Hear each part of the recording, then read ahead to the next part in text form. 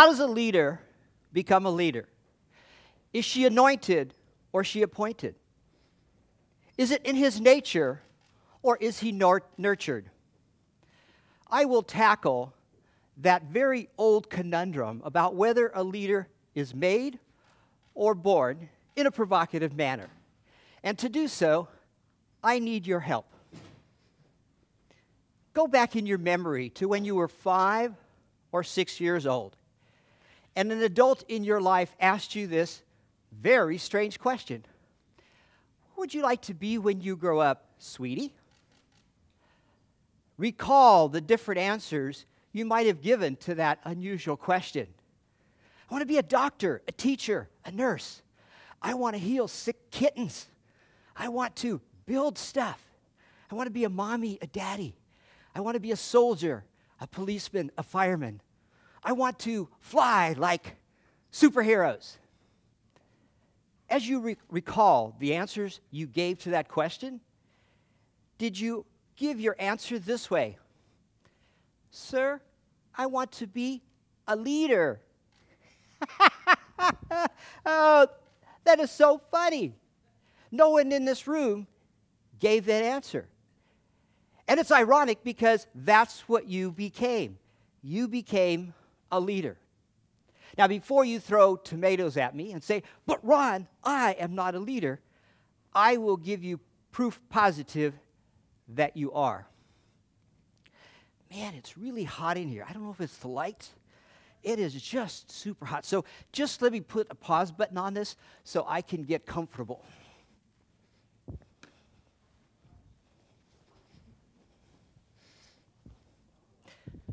I hear comments. Did I miss something? Did I miss something? Maybe Jenny Butts put a kick me sign on my back.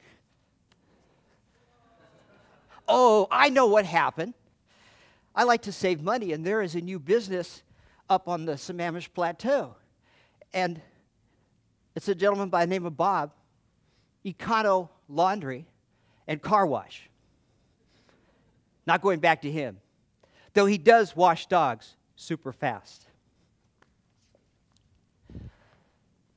Of course, you can guess that was intentional to make a point. The number one reason that people are reluctant to wear the leader label is of the myth that every leader is perfect. It's not true. And yet it is a great fear that every leader, from the CEOs of Fortune 100 companies to people in this room, have this fear that they will be less than perfect.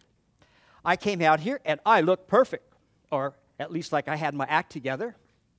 And then I became vulnerable and I exposed my flaws. Let's go through the equation.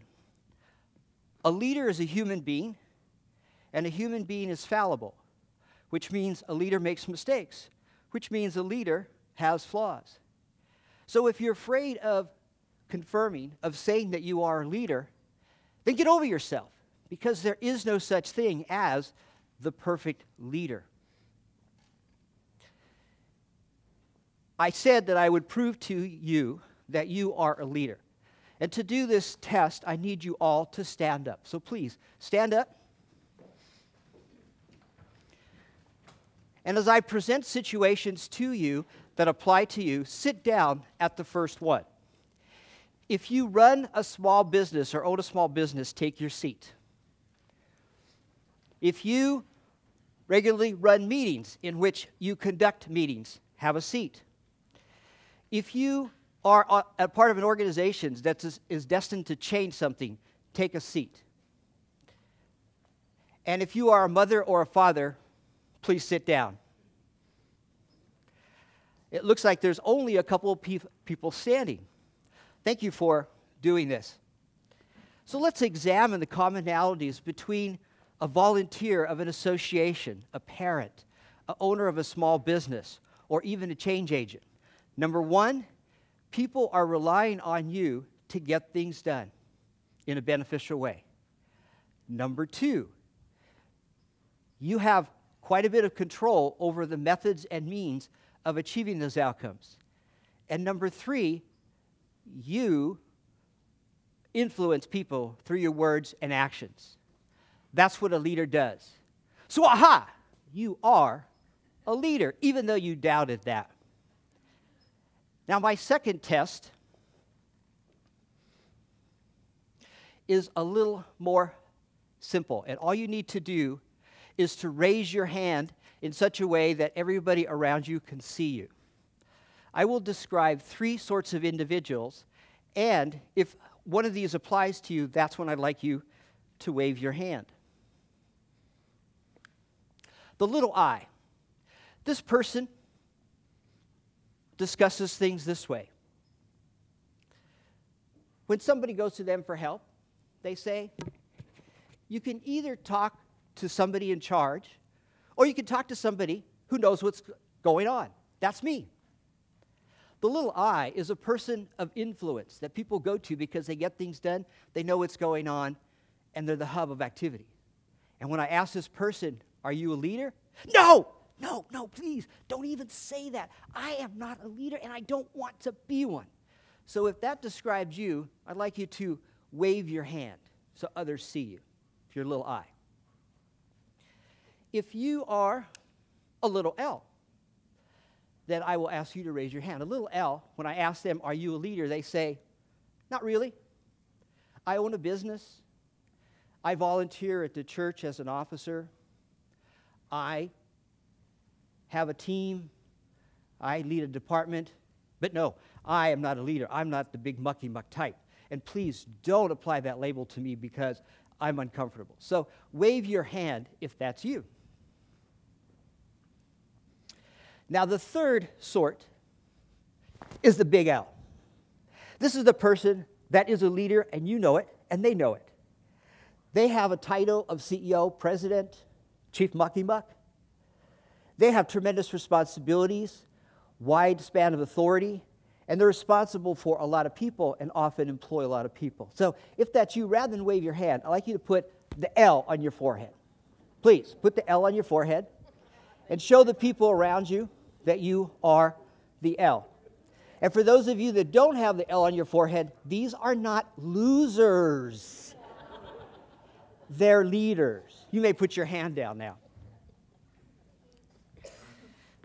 All 3 can or are reluctant leaders.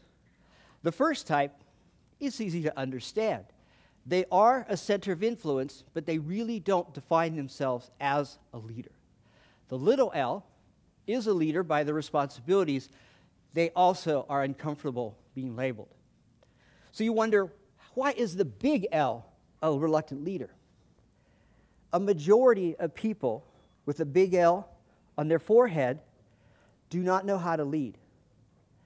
And the people around them are reluctant to follow them. They do more harm than good.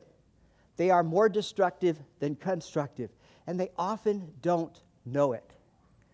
So if you did put the L on your forehead, be aware that you might actually be a reluctant leader of a different sort.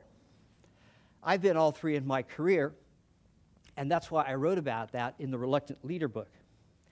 Now, if we put all 3 letters together, you can understand why early in my career, a coworker, when I admitted I wanted to be an executive, said, Ron, there's got to be something wrong with you if you want to be the one in charge. It is scary to be that person in charge. I will now share with you 3 keys that will help you to shed your reluctance. So you go from the small I and little l to the big L, to comfortably wear the label of the big L. The first key is to acknowledge and accept your reluctance. It is natural. Over 70% of the people in a leadership role say they are reticent or reluctant to be called the leader. And it's natural once we discover why. When you're the one in charge, you have tremendous responsibilities and obligations. You're very visible, and so people know when you make mistakes. And there's a high cost. And the biggest detriment to wearing that label of leader proudly is the fact that the buck stops with you. You're ultimately accountable. You start down the road to end your reluctance by leading yourself, because you can't lead others until you can lead yourself. The second key to being less reluctant and owning the label and saying, I'm proud to be the one in charge, is for you to understand that leadership is an attitude. It is not a title. It is not a position on an org chart. You don't acquire the experience to be a leader by reading books or by going to college or with age. You gain the wisdom of being a leader by being a leader. It's an interesting conundrum. You can't be a leader until you lead, and the only way you learn how to be a leader is by failing. And it's okay, because you will crash and burn more often than you are successful. And so you help to overcome your reluctance by adopting the leadership attitude, which is, I can and will have an impact and make a difference for others. I can and will have an impact and make a difference for others. Now, the third key to ending your reluctance and being courageous and say, I will lead, is to change your paradigm. Behind me is an image of a door. And this door opens for you and me at least a dozen times a day. It is disguised as hard work, greater responsibility. And so it's scary to go through that door, but really it's a door of opportunity for you to prove to yourself and others what you are capable of. And that door opens when you're in the right place at the right time. You earn a promotion for your hard work. Your boss leaves or becomes ill. You're in a meeting which nothing is getting done, and you say, I have an idea. You're part of a change project that's going nowhere slowly, and you say, this is what I think we need to do. Or you go to your boss and you're passionate about your ideas, and the boss says, make it so. You noticed a void in leadership, and you step through that door. The door is the opportunity. Now, most people that are reluctant leaders are technically trained people with a track record of accomplishment. And on the journey to become the pilot or the teacher or the nurse or the veterinarian, others recognized this unique quality that they had, and they either invited you in the door and opened it for you, or they shoved you through it. Now, for me, several times in my career, this is how I ended up through the leadership door. Poof! Get in there, Ronald. And so I entered in a tremendous amount of agony. So the most amazing thing about being a leader is that once you shed your reluctance, you own it and shed it, you also change your paradigm about what leading is about, and you walk through that door, a miracle happens. You will always be a leader. It never leaves you. You will recognize the door every time it opens. You will no longer be afraid when there is a void in leadership. You will recognize the opportunity to make a difference in others' lives. That's the important part. Now, I'm softening you up for what's coming next, which is the hard facts. To be an effective leader, to get things done through others, you must have respect. But when your reluctance shows to others, they ignore you. They go around you, and they don't respect you. And once that happens, it's extremely hard to regain that respect. The second reason is that in a typical organization, bad leadership can cost your company as much as 7% of your gross revenues. 7% of your gross revenues. Number 3, one bad leader in an organization can cost up to $126,000 in absenteeism, low productivity, turnover, and people fighting one another. And the fourth reason I encourage you to be less reluctant is 44% of American workers say they work for an abusive boss. People who strive to be good leaders, who own their obligations, make everybody better in the organization. People who don't want to lead or are bad leaders harm everyone in the organization. You have a choice. Do you want to make a difference and make everyone better? Or do you want to cause harm. And the reluctant leader, unfortunately, does cause tremendous amount of harm because they don't recognize their reluctance. And so there's plenty of opportunities each and every day for you to lead. The door opens a tremendous amount of times. Now, I will share with you 5 suggested action things that I'd like you to do, action steps, and an analogy that will close out my presentation. Before I do that, though, I'd like to tell you about my experience at leading. I was all 3. I was the small I, the little L, and the big L. I have flamed out. I have caused more harm than good many times. I crashed and burned. And I would go through it again because that's how I learned to become a leader. You learn leading by being a leader. So be willing to take the opportunity to shed your reluctance. And when the opportunity arises, walk through that door.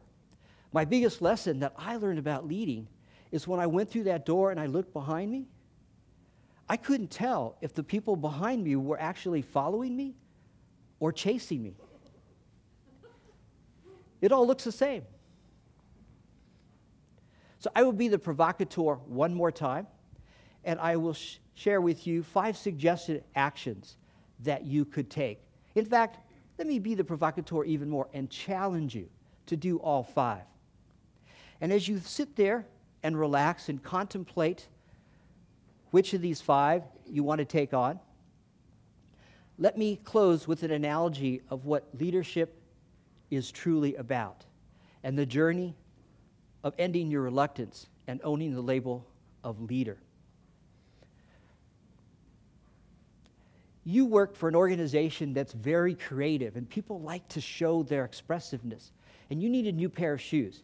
But they're the shoes that you want. You don't want ordinary shoes. You want something special. You go through Nordstrom's, and there is a pair of shoes that makes your eyeballs pop out of your head. So you go check them out. And they are amazing shoes. You are just amazed. You said, these shoes, I like them. I think I want them. And you turn them over and you look at the price and you swallow a lung. They are expensive. But you realize, you obsess that you've got to have them because they are definitely you. So you take a risk and you try them on. And they feel so wonderful. They really are a statement about who you are. And of course, the sales clerk says, they complete you. And so you, despite the high price, you decide to take them home. And the moment that you put them on, they hurt your feet. They're painful. But yet you continue to walk around them to get comfortable. And the more that you walk, every time you take them to work, people go, oh my gosh, you look at you. Come here, look at those shoes. Those are amazing shoes. And so you wear them more and more, and you get more comfortable. And finally, you find that you're wearing them all the time because they are now part of you. And you find that you take good care of them, you keep them clean, and more importantly, you wear them so much that you never take them off. You even wear them to bed when you're having sex. So if you take my metaphor and take out the word shoes and insert the word leading, now you know how a leader becomes a leader. Thank you very much.